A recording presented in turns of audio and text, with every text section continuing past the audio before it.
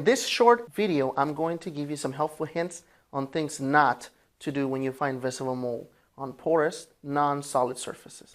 In my next video, I will tell you how a mold professional handles mold and how they can safely do the things I'm telling you not to do here.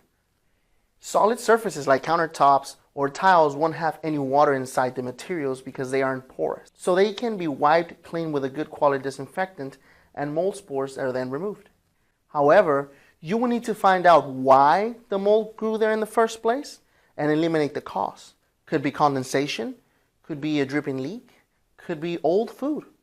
You do not wipe porous surfaces like drywall or baseboards, because if they are wet inside, then the mold is likely growing inside the wall or ceiling cavity to the outside where it becomes visible. Mold only needs water and a food source to grow. Contaminated water from a drain or toilet or flood brings in bad contaminants that causes mold to grow quicker.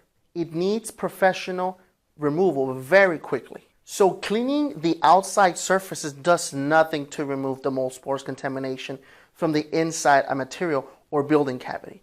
It just grows back again on the outside and continues to grow on the inside. If you wipe a porous surface of mold, spores then often become airborne and contaminate other areas. Besides, you can only temporarily remove the visible evidence so a professional can't test it or see it. So the first thing not to do is wipe mold from a porous surface.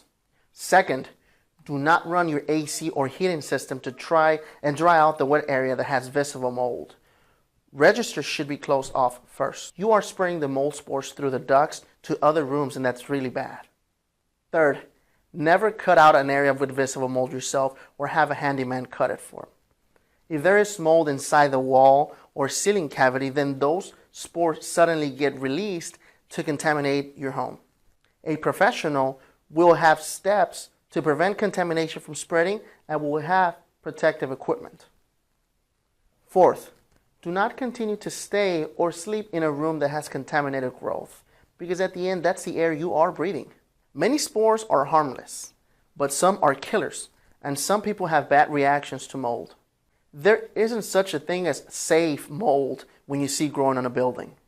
There are other things that many people do and still do, but these are the four main things that I've seen customers do that make mold problems worse. Watch this next video and I will show you how a professional can safely remove mold.